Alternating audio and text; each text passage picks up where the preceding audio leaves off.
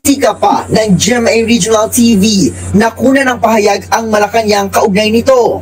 Sinabi yan ng Pangulo kasunod ng tensyon sa Kamara nang tangkaing ilipat ng detensyon si Office of the Vice President Chief of Staff Attorney Zulaika Lopez sa Women's Correctional sa Mandaluyong. Cited in contempt si Lopez ng komite sa Kamara.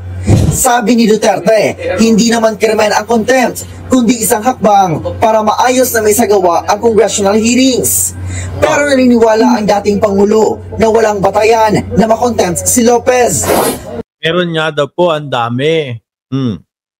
Nandiyan yung evasive, nandiyan yung mga pagsisinungaling. Di ba? Oo naman daw at tiwala niya na kaya ng bise ang mga nangyayari ngayon. Kay Inday, wala yun. Inday, kaya niya yan. Insignificant masyado sa ano na babanat yan ng walang ebidensya, mga kababayan. Magsasalita yan ng yung mga Marcos nga, ganito, ganyan. Magsasalita yan, pero walang ebidensya yun. Kasuhan man nila si Inday, di kasuhan nila. Hindi naman makulong yan. Hindi talaga magpakulong yan. Kasi patayan mo yan, mag-uwi Davao yan. Sa banta umano ni VP Sara sa buhay ni Pangulong Marcos, First Lady Liza Araneta Marcos at House Speaker Martin Romualdez, ayon sa dating Pangulo, asal bata lang yon na dala ng init ng ulo. Hindi suportado ng dating Pangulo ang lumalabas na panawagan sa social media na asal bata daw po, mga kababayan. Actually, naging mukhang ganun niya ang Vice Presidente. No? Kaya lang, nakalimutan niya na siya ay Vice Presidente para lumabas sa kanyang mga bibig yung mga ganong word. Sabi nga ni Tonying, dapat nirerendahan ng dating Inday Sara Duterte yung kanyang mga salita dahil siya ay Vice Presidente. Oh? People power na laban sa administrasyon. Wag, sabi ko, insignificant yung nangyari dyan kay Lopez pati kay Inday. Mas dapat daw pagtuunan ng papatawa. Mimol-mawal na naman po dahil Pangulo. Hindi tayo hindi tayo natatapat na pamagod nun ang people power nyo. No? Kada Biyernes na lang, mga bossing, people power. No? At kada po, ito napapansin ko sa kanila. Bago po yung Biyernes, people power, ito na, magdadagsaan na ang sambayan ng Pilipino. Kapag po walang pumunta at 17, biglang magiging mini people power pa lang to. biglang ganon. Ano ho? Diyos ko Lord. Ano ba talaga, mga kuyang? Pansin ang isyo sa paglilipat ng pondo ng PhilHealth, Maharlika Fund at pondo ng GSIS. Yung 16 billion na nilipat nila, nestapa yan. Government malverse the money of the people. Ginamit mo yung pera ng and even Congress cannot do that. Ay, hindi meron. Alam niyo po, mga kababayan, pero hindi na ako lalalim dyan doon sa investment funds po. Hindi ako lalalim dyan. Pero Indonesia, ginagawa po yan, mga bossing. Tapos ini-invest po nila yung mga kaperahan na yon doon sa mga kagaya po ng mga gadgets, mga sasakyan, transportation, etc. Yung wala pong lugi.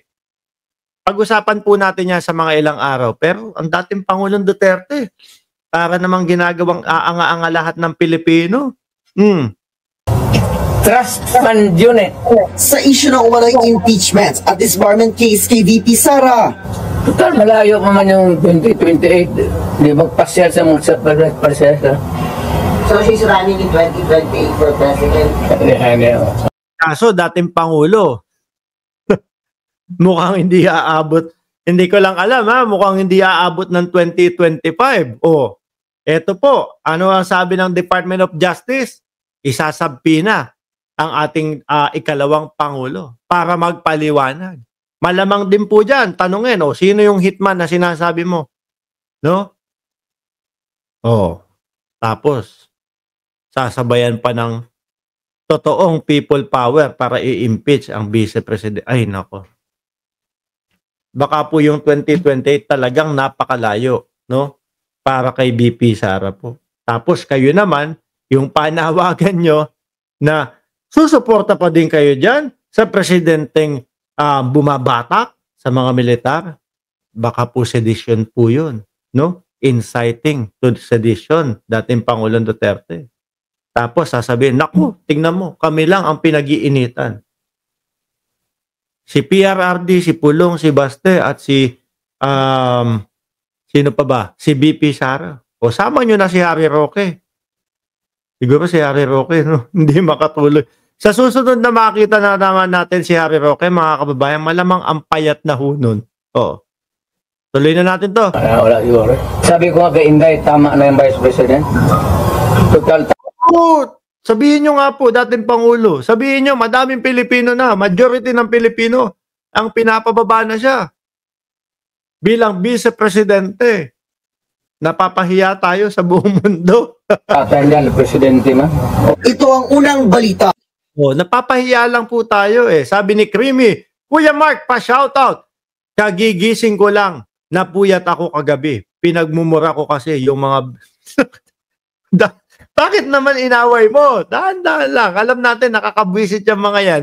Kahit kaltukan mo ng kaltukan, hirap na hirap umintindi ang mga yan. Kahit alug mo na yung mga ulo niyan, hindi pa din iintindihin yung mga yan. Hayaan nyo na sila. O no? Dumako tayo dun sa isa pa nating topic. Nako, si Kabayan Noli De Castro. No? Eto ho, mga bossing. Si Kabayan Noli De Castro. O, si Kibuloy. Yung attorney ni Kibuloy, inano nito eh.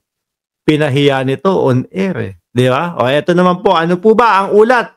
O ano po ba ang tatalakayin natin tungkol po kay Kabayang Noli De Castro? Sa fiskal muna. Sa panigon ng mga batas na ating pinatutupad, alamin natin kay Attorney Antonio Pido. Attorney, magandang umaga po. Salamat po. Magandang umaga po, Vice President Noli.